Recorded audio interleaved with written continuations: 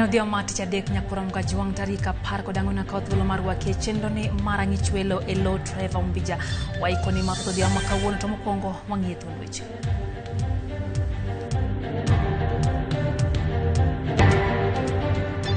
Na uchunguzi ilielekeza ya kwamba kijana alitaja walimu 4 na wafanyikazi wengine wa hiyo shule ambao walikuwa washukiwa 5.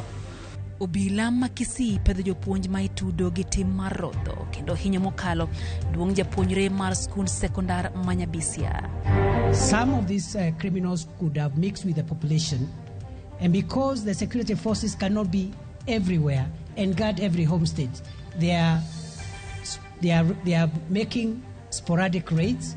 Ng'ata chielo negi gi jomaundu e kaunti mabaringo kajatend migao mararita Kithure Kindiki to wacho negi chako chenro mar loro tong' ma jomaundu tiyogo e donjo kendo timo monj makamago.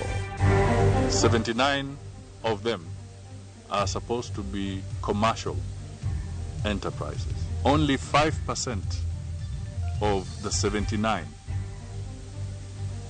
have been remitting dividends to the exchequer. Kaka yordo ko piny garama mapachuka piny owacho koro geto nyuando kanyakla moko kuom kembe mag piny owacho.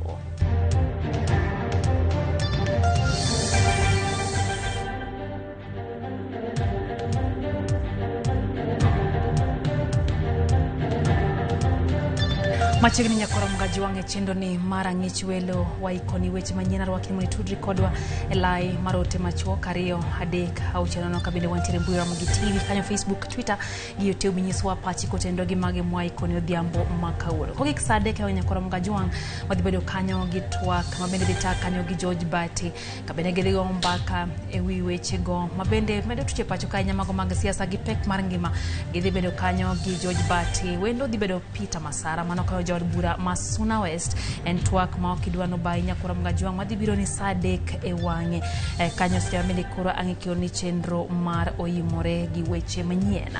Ontiere kanyo gi Belinda adhiambo maloko na weche gi machiegni nyinga Lydia Okeyo. Ng'ata chiel onegi ka ji mamoko adek oyudo hinyruok e monj mar maundu ma jomaundu otime gwenge 2 mayudre ward Mamokutani Baringo South. Monjno manotimore okinyi makawuono ng'ata chielno nonegi e gweng' Mamusoro e kinde manodhi nyime gi lago jamni. Jomaundu ne ochiele gi magina ka owadgi to notony. Jambgi bende yangore ni jomaundu go nokwalo kendo ma ochomogo gwenge mag Tiati. Seche 2 bang'e monj machielo notimore gweng' ma Nosidan kama ji 3 owegi hinyruok kane gitemo luwo ndach jamni maggi manokwal. Jogweng' koro medo dak kod luoro kaluwore gi monj makamago masiko timore kata doko ni apedha mar obila kod jolweny to dhi nyime kono gitimo apedha.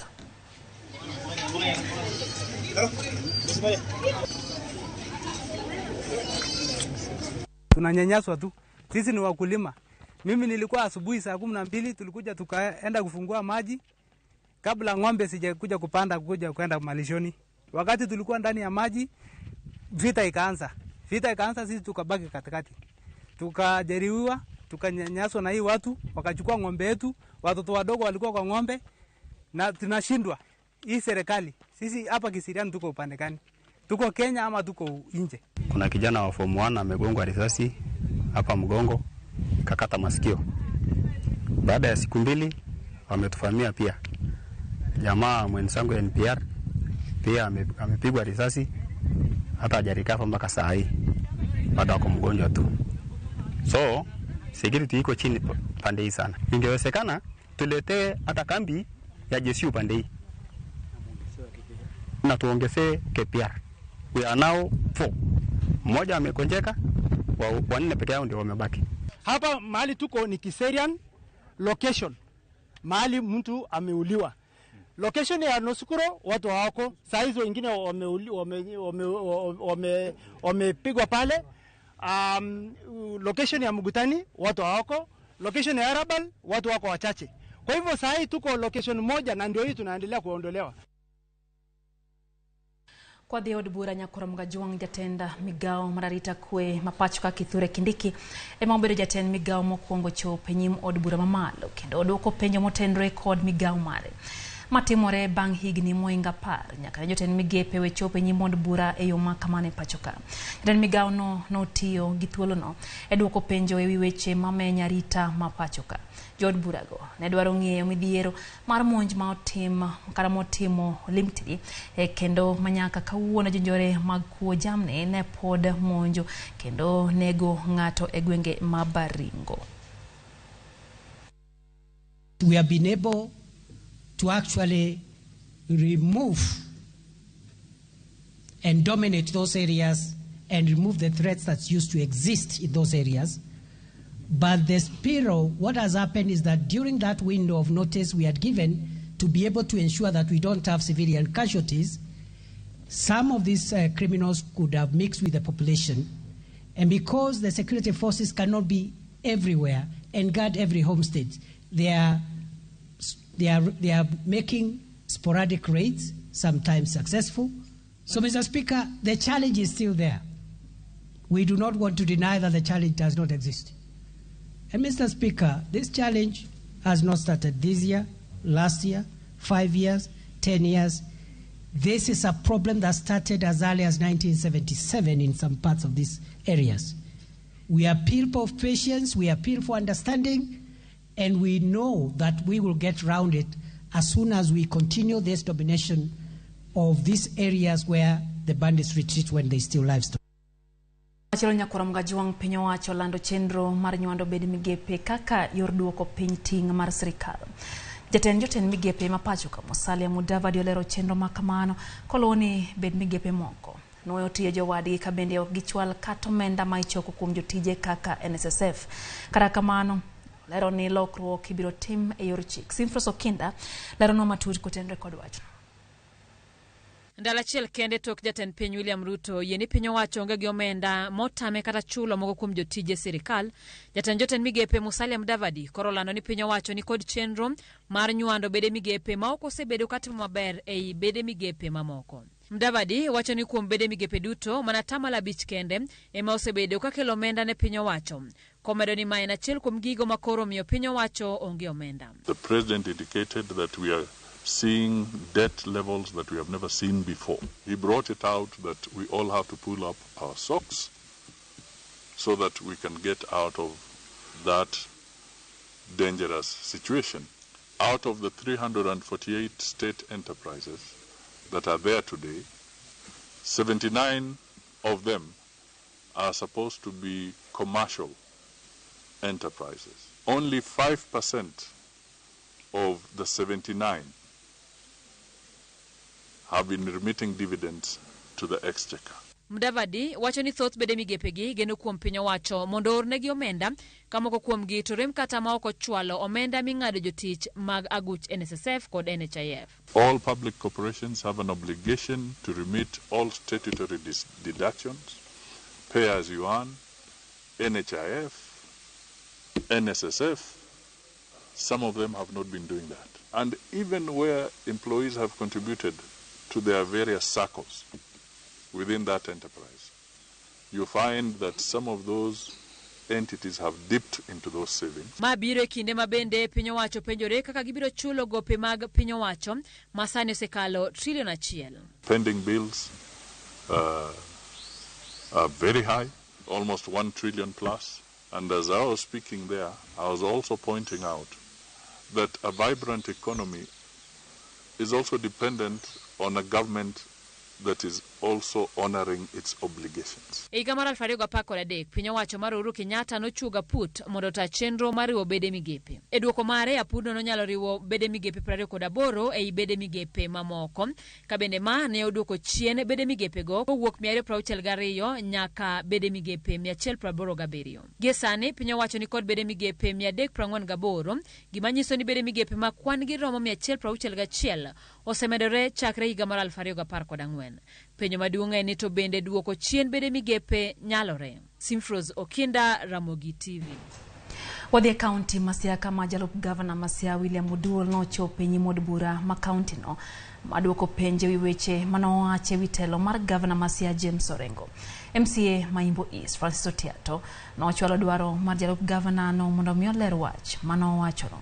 Moko weche manowacho gin ni sirikand gavana Marorengo nigi mibadhi mathoth maloyo e kinde gavana machon Kone Rasanga kolero ni moko kuom jotije mag kaunti omi teko mamalo magitiyo gode ka omenda mag kaunti e kind mamoko.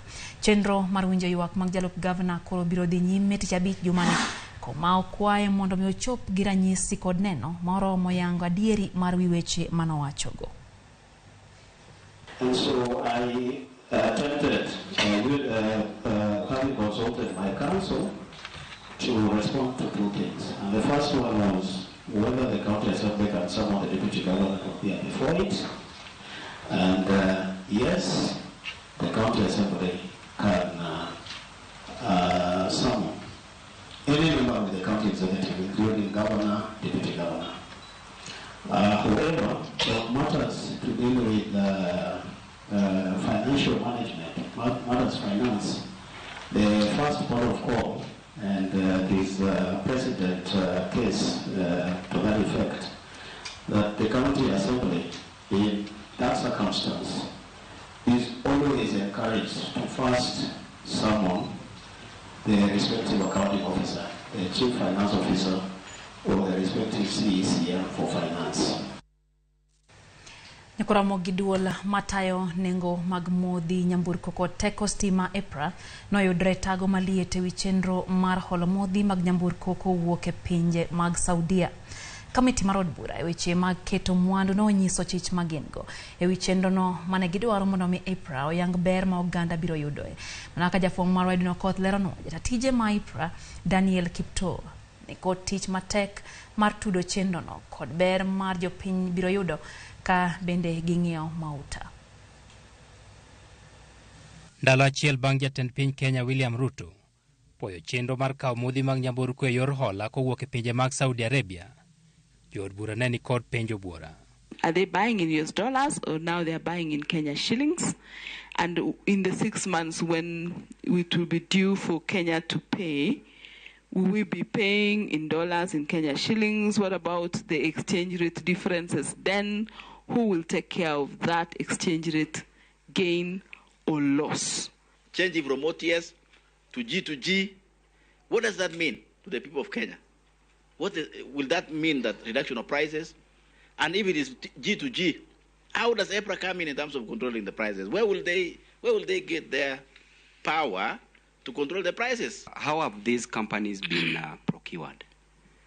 Number two, Chairman, in 2 days' time, there will be a review of the fuel prices. What should Kenyans expect?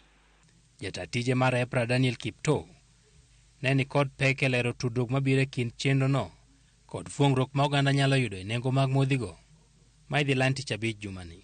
From where we sit as the regulator, the biggest risk to the cost at the pump is not the cost of the commodity, which is a globally traded commodity, but the exchange rate at which we are converting our shilling to dollar for purposes of paying that product. And that is why we can confidently say, if, but not even if, when this matter of stabilization of the currency happens, Kenyans will see a reprieve at the pump. Ei chenro no, piny owacho ne owinjore kod kembe adek mag pinje mag jo-Arab ni Kenya biro yudo modhi mag nyamburko e yor gowi ma biro chul bang' dweche 6. Kembe adek mag Saudi ne oyier mondo kel modhigo e pachoka, kama gid bende gisayiero kembe adek ma biro uso mwandugo e pachoka. Okang' makelo chich ni kembe moko ket thenge, kendo pod nengo modhigo nyalo mana medo idho. If you nominate few, as you said, 3 out of 9, so which means the other 6, where will they get oil? Where will they get fuel to sell? They will actually go to the 3 nominated. And when they are going to the 3 nominated will make prices, will make a gain. So they will sell them with something bigger or higher than what they got. And for those 6, when they're selling to consumer, they will want to do what? They will want to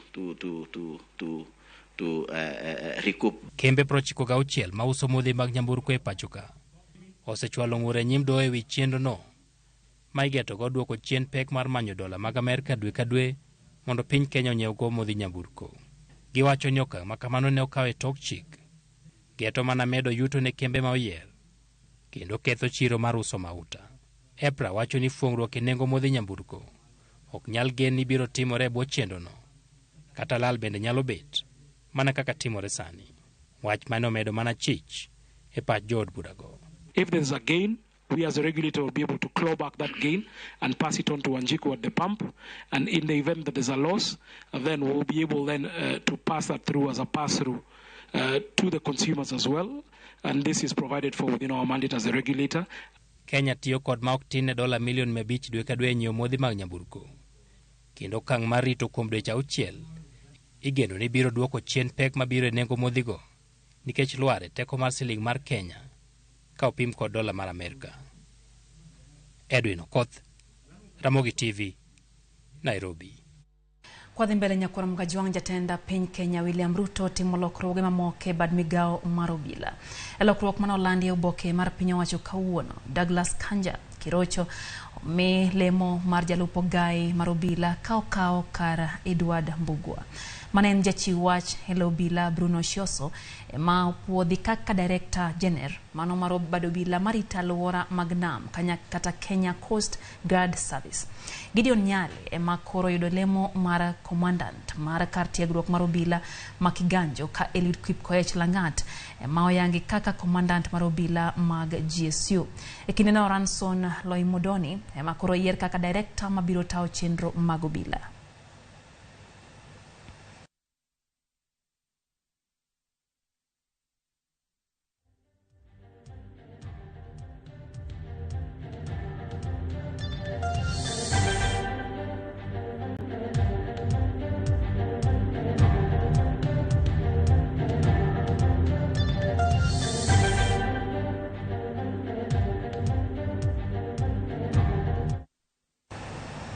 Kode kaunti ya Migori nyakoro mgajiwang piny owacho mar kaunti ya Migori dhi tiyo kod omenda maromo shillings $1 million e jolo chenro mar hiko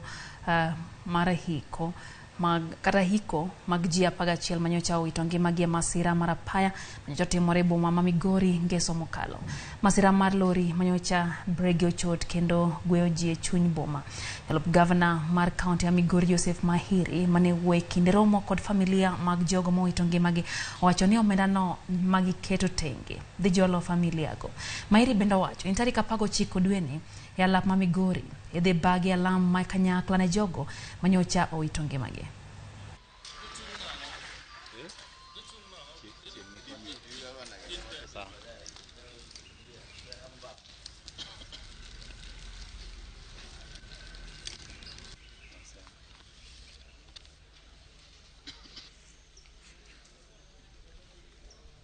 All the families that got involved in that accident, all of them were here, and we have come to a consensus that there will be an interdenominational requiem mass. As we are going to take care of the hospital and mortuary fees, we're going to take care of the coffin and the hearse for the families. As a county, we have a budget of around 1 million to take care of the service and the other expenses of the families. Service is going to be held on next week, that's 19th, between 8 and 10. We already allocated places for taxis, allocated places for truck or the tippers where they're supposed to back. Having an engagement with the border, identifying the safe place for them to be used as parking. And I think after this meeting, the committee is meeting with the border leadership, we agree where they are going to be parking.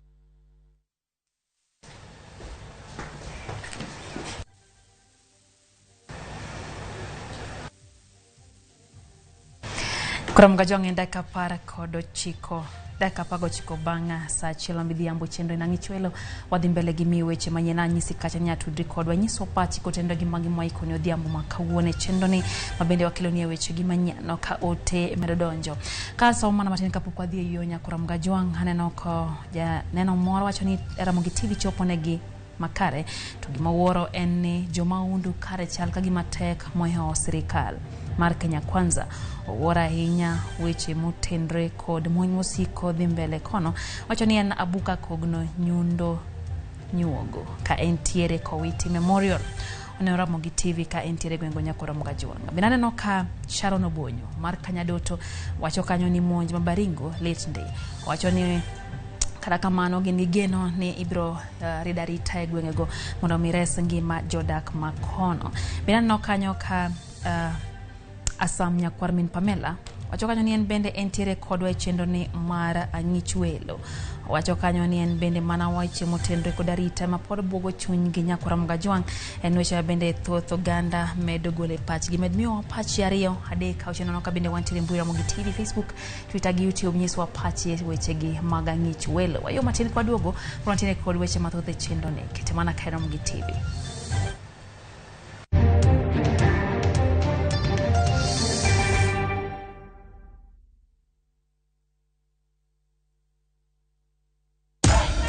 Unlike other insecticides which are imported, Bold is primarily manufactured with locally grown pyrethrum, which means that local farmers benefit and our economy grows. Buy Kenya, build Kenya.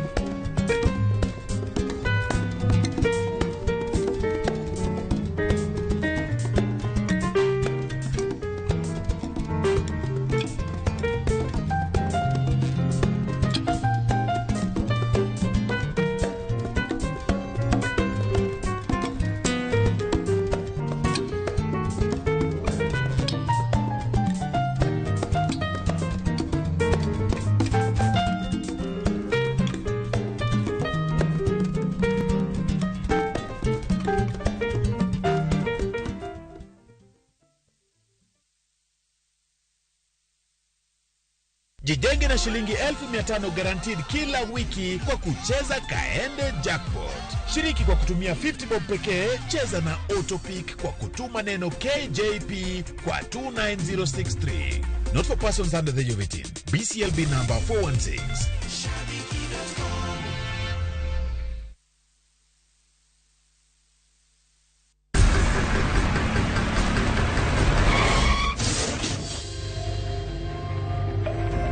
Pole sana madam. Usijali. Wacha wasiwasi. Jana ni nini mbaya? Unaangushaji customer bana. Kuendesha bike bana. Nimemwambia atulie. Atulie hajamumia. Niko na bima boda. Bima boda. Bima boda inaketa kila kitu. Aje sasa. Bills zote za hosi ziko catered for. Chukua simu yako. Una dial *487#, choose insurance. Alafu na select hapo bima boda, fuata hizi instructions zote. Once you pay unapata that party sticker yako instant. Kaingi okumba mar boda boda mari. Kata kama sira ujuki, one kodi. Kike baji goi, bang masira. Yudo kumba mar bima boda, ne boda boda ni kawuono. Enengo moyueyo mar shillings 100 kende. D*487*4#. Mondo mi yud bima boda.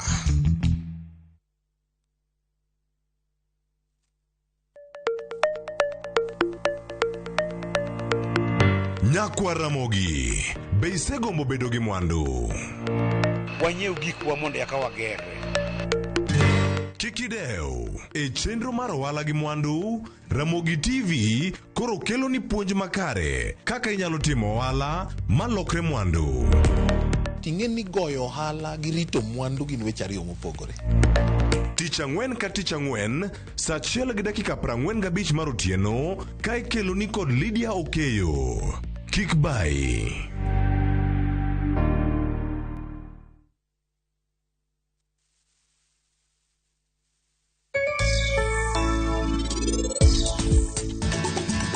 Lettuce tije ok tek, kodwa gik mang'eny, kodwa yath, and kisemiye pi onge gi tich matek. Make your mealtime more magical. Buy any participating pack. Check under the cap to get your code and stand a chance to win free food shopping for a year, plus millions in instant cash, airtime, and shopping vouchers.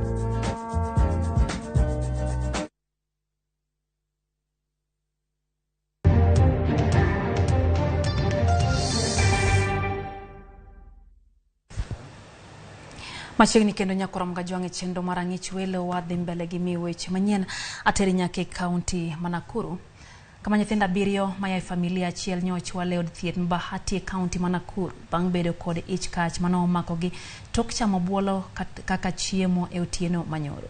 Tendo osiptal ma Bahati wacho ni chal mar nyithindogo nyaka sechegi ni kama ber bang' yudo thieth e osiptalno ka koro inyalo gologi gidog pacho. Kuom thuolo malach, oro kod kech maliyo ka dhano osebedo ka okoko thoth gwenge ma pachoka. Bang' koth chako chwe thoth gwenge ma Thurka, thoth oganda noyudo fungruok ka geno yudo chiemo e puothegi, mago ma ipidho kod mago ma twi kendgi. Kata kamano, fungruok ma kama okelo midhiero ne familia moro e gwenge ma Subukia bang' tedo kendo chamo kit obuolo moro man kod kwiri. Jana tulikula makuno, tulipata imepikwa mushroom, tukakula sisi tukiwa 7 hivyo. Baadaye after kukula kukaa dakika kidogo katuharibikia, tukaanza kutabika.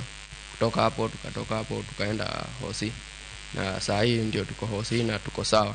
Taking the report, it was learned that they picked mushrooms from the surrounding near their home. They prepared and ate. There are so many mushrooms that are all over in the field. It is critical to really understand which ones are edible and the others are very, very poisonous. Nyithinda 7 go norwaki od thieth ma Bahati County ma Nakuru kama ne giyude thieth mowinjore kata no osiptalno lero ni ngimagi koro ni kare. They actually were very sick. Okay, resuscitation was done and they were admitted in our ward. Management has continued, and by now as we go to the air, they are stable and they are good. Mimi sikuweza kukuja na hao watoto, lakini niliamkia hospitali asubuhi. Sasa nikakuta wametibiwa, ni wazuri, isipokuwa tu ni mmoja alikuwa anasema tumbo inamuuma kidogo, lakini wakati daktari alikuja akampea dawa na kwa muda kidogo akasema tumbo imewacha Oganda kore kwa mondo tang kod chiemo mathoro tu weekendgi wirani moko kuomgi ni kod kwiri manyalo kelo chandruok ne ngima dhano. Lydia Okeo, Ramogi TV. Nyithindo moko 5 nyakorom Gajwang' oyudi ni ogamo midhusi mar rotavirus e kaunti ya Mombasa, gino makoro kelo kwan jotuo duto nyaka 8 bang' nyithindo 3 yangore ni kod tuo ne odiochieng' manyoro. En okang' makoro miyo tend kaunti ya Mombasa ochako chenro mar temo gayo landruok mar tuo no e yor chiwo chanjo kaachiel kod jiwo weche mag ler. Jafwambo mar Mombasa Jojao kono loso gi apisa maduong' e migawo mar thieth Mombasa mar yudo ler e wi tuo no to kaka inyal geng'e bende. Rotavirus en tuo ma nyaldiema mama konyo nyithindo to biro kolure gi chilo kuom dho wasungu waluongo ni fecal oral, matiende ni ng'ato omulo cho kata dhi oko to kologo maler. En apisa maduong' e migawo mar thieth Mombasa Pauline Oginga kalero wach midhusi masani omuoche kaunti ma Mombasa mideno ni rotavirus. Sama ng'ato obedo exposed wach ni ochamo chiemo mochido man gi virus mar rota to kawo ndalo 2 to chako nyiso dalili mar tuo. To dalili mar tuo yudo ka dende chwakore, ong'ok, to gi ambululu kata diep gi ich makecho, to odhi piyo piyo. To ni mar en midhusi okoni onge yath moyiedhi manyalo thiedhe mak mana mago matemo gayo dalili mage. Gima duong' kabisa en duoko pi e del. Koro mokwongo first aid ma ng'ato nyalo timo, then ena first aid ok en thieth, en miyo nyathi ORS mondo modhi pi motimo chumbi gi sukari. Ing'eni del mowuotho go ni ata malo 60 mar en pi. Koro ka sama ng'ato ambululu ogoyo kata tong'ok bende to pi rume dende piyo kabisa. Koro yudo kan sama pi orume del to nyithindo gidhi into shock. Kaluwore gi medruok mar kwan jotuogo ma gin nyithindo manie bwo dweche 18, okoni migawo mar thieth e kaunti ma Mombasa osechako chenro mar kedo kode. Ka ochopo kawuono ne wan gi confirm cases 8, nyogina 3, lakini kawuono ose confirm 8, moko bedo confirm ni gi rotavirus. To yudo ka ji kunyo kisima kamora mora. ot ka ot yudo ka okunyo kisima, to ot ka ot ng'eny gi bo kunyo choche madhi piny. Koro yudo ka nitie tudruok e kind kisima gi chomo mokuny madhi piny no endo. To kanyo yudo ka sama ng'enyne sama koth ochwe kama to chako ka yudo shida ma koro pi mag cho riwre gi pi mag ginene kisima to tuo wuokie. To en pogruok mane mantie kind rotavirus kod kipindupindu? Sama ng'ato nigi kolera to en diep ma waluongo projectile owuok okirre to chalo mchele. To gima kelo kolera gi gima kelo moroni be opogore. Iluongo ni causative organism. Tiyudo ka kolera tieko ng'ato piyo sana moingo rotavirus. Rotavirus ka ng'ato nigo bang' ndalo 3 to ochako thiedhre no wuon nikech kini en virus. Koro iyudo ka bang' ndalo 3 to koro ochako yudo nafu. Omor gi okang' ma piny owacho okawo mar chwalo negi chanjo mar tuono, kolero ni gin kod geno mar rakore kode kapok okelo midhiero. Wanyiso ji ni kapo nono ni neno ka nyathi dende lokore, ochako chwakre, ong'ok, to ineno kool, to chako dieo, ring kode osuptal machiegni kik iriti nikech wayudo ka ng'eny nyithindo mabiro to gin dieo kuom muda moyware, koro gibiro ka dendgi onyosore ahinya. Kapok ofwenye ni en rotavirus, nyithindo 75 mawuok e gwenge mopogore e kaunti ma Mombasa ne oring godo e kar thieth ma Coast General Mombasa, kuma koro oseyangie ni 8 kuomgi ni kod rotavirus. George Aoko, Ramogi TV, Mombasa. Koromo jang wangi mago mag siasa karodo koni kweth mar Azimio la Umoja One Kenya Alliance kod Kenya Kwanza osegwelo jokanya 14 mawadhi tawo twak kindgi. Pod onge ler malong'o ewi kaka twagno dibedo kadhi nyime. Kweth ariyogo pod yware wiki twak machenro ma kamano dhi kawo kaluwore gi chung' mar Azimio ni twak ma kamano nyaka timre oko mar od bura. Wach ma Kenya Kwanza to kwedo motegno. Jafwambo marwa Chris Owino miyo ler matut kotende kod wachno. E ndalo 12 nyaka nyocha jatend piny William Ruto kod ogai mar Azimio Raila Odinga los e twech achiel mar chungo ng'anyo kendo timo twak. Kweth mar Azimio kod Kenya Kwanza kata kamano osetimo matin mar neno ni twak ma kamano ochakore ayanga. Kweth ariyogo osebedo ka goyo korgi mar neno ni ng'ano madhi mbalo wang'e mokwongo. Nyaka sani pok oyangore ni twak ma kamano dhi chakore karang'o, to ng'ano madhi loso chike madhi tayo twak ma kamano e kind jokanyo mar komiti ma ji 14 no kod jodito mag Azimio kaachiel gi Kenya Kwanza. To ang'eni very soon nikech en issue ma should be treated as a matter which is very important and urgent at the same time. Koro en gima nyalo chakre sa asaya nikech cost of living ni high. Seche ma pod wa waste more time to ji onge mogo. Wa lose ji because of kech. Gini nyaka los mana gi principles. Mamiye direction kech principles ema ong'eyo kaka gidwa pango tich mondo terms of reference bende be omigi mondo ging'e kaka gidhi work within ambit mar terms of reference. Ohinga maduong' mochomo twak mar Azimio kod Kenya Kwanza en kama idhi time twak makamano. Azimio dwaro mondo twak makamano ota oko mar od bura mar miyo jokanyo thuolo makare mar golo pachgi ma onge diyogi kod chike matayo od bura. Kenya Kwanza kata kamano wacho ni chenro mag twak nyaka tim mana e od bura. What the opposition is like is they didn't want this thing to be done in parliament. So it is like they are feeling that this thing is, since the Kenya Kwanza is having the numbers in the parliament, so they might, they are thinking that it might not go on to the direction they are thinking. So they are trying to push the goalpost into another area so that at least they start engaging the people now on the streets.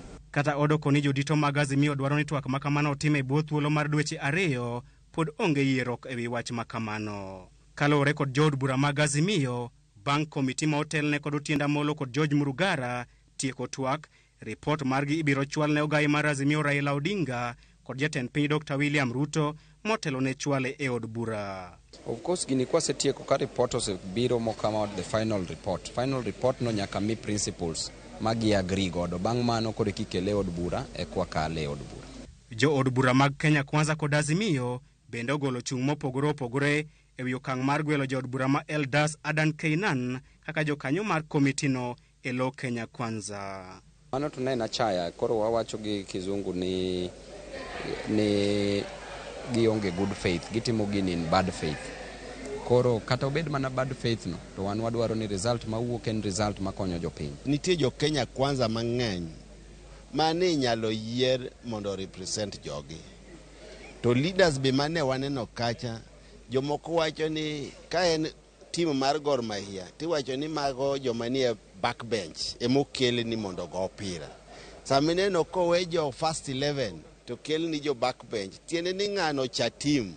Azimio ng'iyo okang' makamano kaka ranyisi makende ni Kenya kwanza ok dhi biro e twak makamano kod chuny maler. Adini mantie en ni ageno ni team manchugo ki Azimio bobedo piny mano kongo ler wach ni endo maber gi jogo eko magol Adan Kainan makel ng'ano endo ma is purely ja UDA. Jubilee is family in Azimio.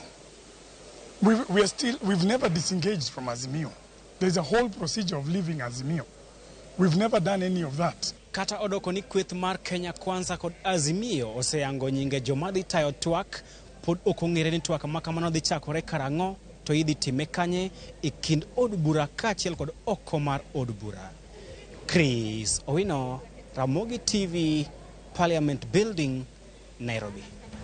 Pod wasingo luoni twak makamano nyakuro mgajiwang kabende jafomora Chris Owino pod otweyo kanda motegno kendo luwe matuta ahinya wabro mi kaka weche go dhi mbele. Kwake otenge mago mag siasa atenya e kaunti ma Homa Bay kama sirikand kaunti ma Homa Bay kama krigiruok mar sirikand piny Amerika USAID ochako chenro mar kuyo yadh suna e udi kaka yor thiro landruok mar tuo mar malaria.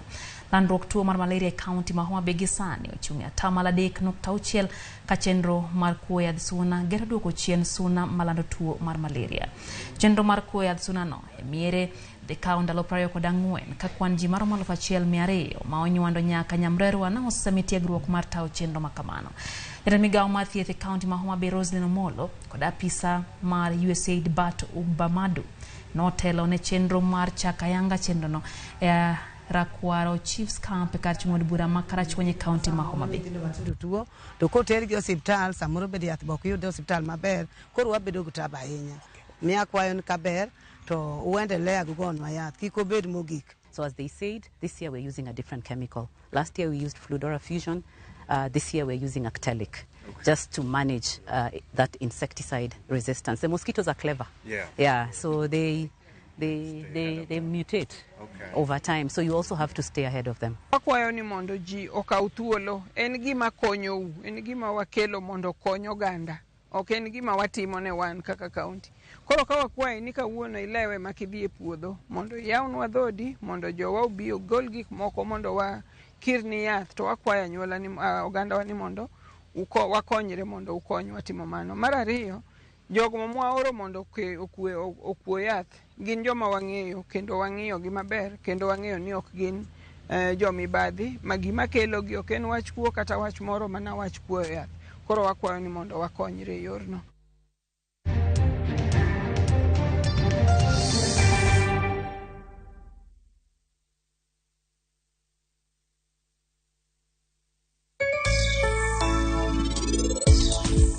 Challenges ma wan godo mar ohala motimo ni en one ni ok ing'eyo ng'ama timo. To odiochieng' mane wakele odni kaka chiwuoyi, mano odiochieng' mane waketho gimoro amora nikech ne waonge hala.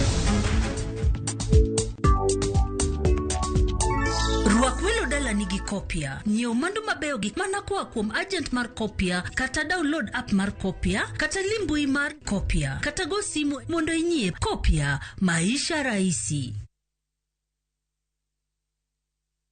Welcome to cooking competition. You have 15 minutes to finish the challenge. Your time starts now. Wow, mama natumia raha premium ngano. Daddy, unga yako ni gani? Ni unga tu yangu ya ngano. Daddy chapo zako zinakaa aje? Akini za kiajabu ajabu. The mom ni nyami nyami and soft. Now you know. Kwa chapati nyororo laini na tamu, tumia unga wa Raha Premium ngano. Nyiew mok ngano mar Raha Premium kawuono e duka machiegni kodi.